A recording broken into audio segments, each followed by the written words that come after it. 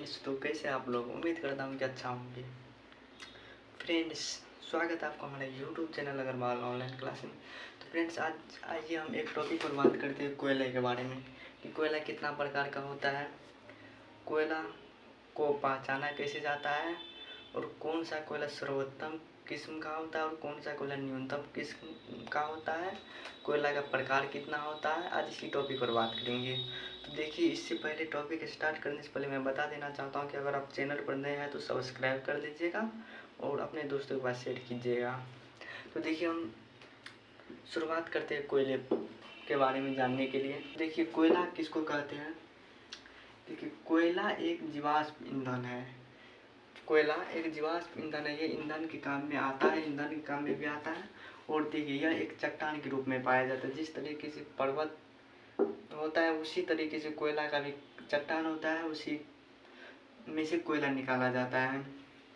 और देखिए, कोयला को विभाजित किस चीज़ के आधार पर किया जाता है, यानी कि किस चीज़ पर बांटा जाता है कि कोयला ये है सर्वोत्तम किस्म का और यह है न्यूनतम किस्म का। तो देखिए, कोयला में उपस्थित कार्बन की मात्रा के आधार पर कोयले की विभाजित पहचान की जाती है। देखिए, जैसे कि जिस कोयला में कार्बन की मात्रा अधिकतम होगा वह हो जाएगा सर्वोत्तम कोटि का, और जिसमें कम होगा वह हो जाएगा निम्नतम कोटि का। तो कोयले की पहचान कोयले में उपस्थित कार्बन की मात्रा के आधार पर की जाती है। और अब देखिए, कोयला होता है कितना प्रकार का? तो कोयला मुख्यतः 4 प्रकार का होता है।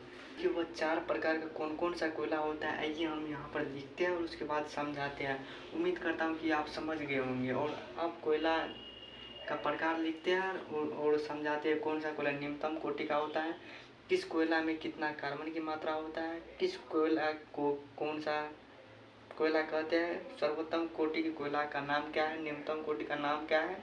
देखिए, वो सारा हम यहाँ पर डिटेल में बताते हैं। बस बने थे हमारे वीडियो के लास्ट तक। तो फ्रेंड्स, यहाँ पर देखिए, हम कोयला का नाम और उसका प्रकार हम लिख लिए हैं। कोयला का नाम और इसमें कार्बन की मात्रा कितना होता है और उसका प्रकार क्या है वो सब लिख लिया है। और अब देखिए, इसको समझते हैं।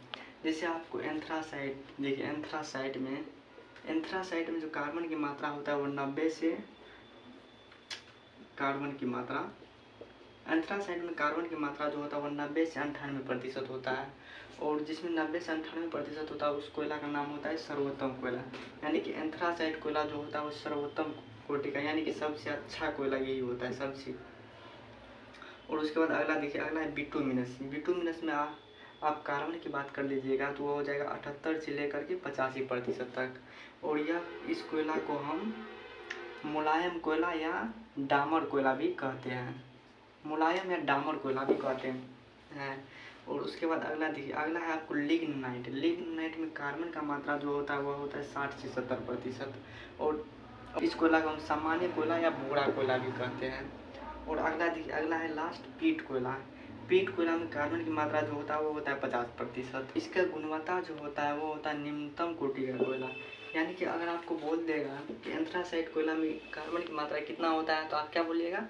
90 से 98%। और उसी तरह से पूछ देगा कि जैसे कि एंथ्रासाइट का गुणवत्ता क्या है, यानी कि इसका गुण क्या है, कौन सा किस्म का कोयला है, तो आप क्या बोलिएगा कि सर्वोत्तम किस्म का कोयला। उसी तरह से बोल देगा लिग्नाइट कोयला को की गुणवत्ता बताइए, इसे आप बोलिएगा सामान्य कोयला या भूरा कोयला।